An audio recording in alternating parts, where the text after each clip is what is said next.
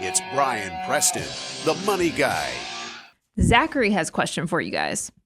How do you help people planning for retirement who have too many quote unquote top priorities? For example, they want to retire early, but they also want to have 100% pre-retirement income and they want to travel a lot. What do you think? I'll tell you how we do it practically, because it's not uncommon. I mean, we are fee-only financial advisors. We get to help people who've had some financial success figure out how to optimize and continue to move that path forward. Well, a lot of them have done well in life, and they're at the point now they've built up, multiple seven-figure portfolios, and they'll lay out for us, here's all the things I want to do. I want to pay for my grandkids to go to college, but I also want to fund their private school, and we want to take 4 trips a year, and I want to retire when I hit exactly 62 years old, and I want to spend this much, and then I want to have the beach house, and I want to do the vacation, and then I want to be able to do that. And they kind of walk through this litany. And so what we do is we try to be really good listeners, and we take it all down, and then we actually put it into a retirement projection. And we show them, hey, based on all of these things that you want to do, if we just assume a straight line, a flat rate of return, you're going to run out of money, straight line, conservative rate of return by the time you hit 82. If we're expecting an age 95 life expectancy, that's not good. If we run this through a Monte Carlo simulation, your money's only taking you to the late 70s. So what's it look like if we don't buy the beach house? And then we click the toggle, we turn that off. Oh, wow, now we've expanded to 86 years old. Okay, well, what happens if instead of spending $15,000 a month, we only spend $12,000 a month? And we start backing it back down to reality. Now, those aren't easy conversations, and they're not fun conversations, because you're basically saying, hey, this thing that you've dreamt about isn't going to be able to happen. So then we try to reframe the conversation of, okay, if you did want to do this, what's required to get there? Well, hey, you've been doing great. You've been saving 25% of your gross, and you're rocking and rolling. But if you really want to do this, you got to work 5 extra years, and those 5 extra years, you got to save 35% of your gross income in order to be able to fund those goals. And you start actually tying real world metrics to real world outcomes to show whether their plan will actually manifest or if it's kind of pie in the sky. That's the way that I think about it. I always, you ever think about the superpowers that make you good at what you do for a job? Yep. I mean, I think one of the things that's why, like I was having I shared this already. I had a retirement meeting yesterday with a client. They're brilliant. They're really smart people. I told them another life, they probably could have been financial people. Sure. Because a superpower of being a financial advisor is how good is your incremental decision making, meaning that everything's a fork in the road moment. You're figuring out, if I go left here, it's going to result in this outcome. If I go right here, it's going to result in this. But then you also have to have this overlay.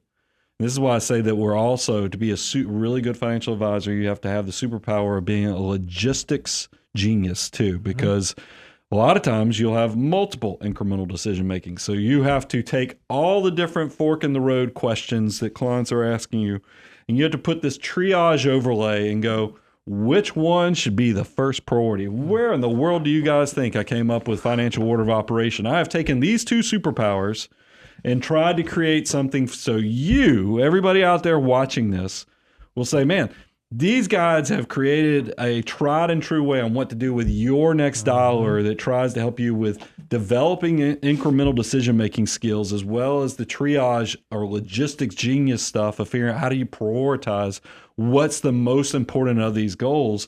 Because you'd even said, and Reby, I hate to make you read them again, Zachary asked his question with, was it financial independence? What was the 3 or 4 things? He said they want to retire early, have 100% pre-retirement income, and they want to travel a lot. Yeah.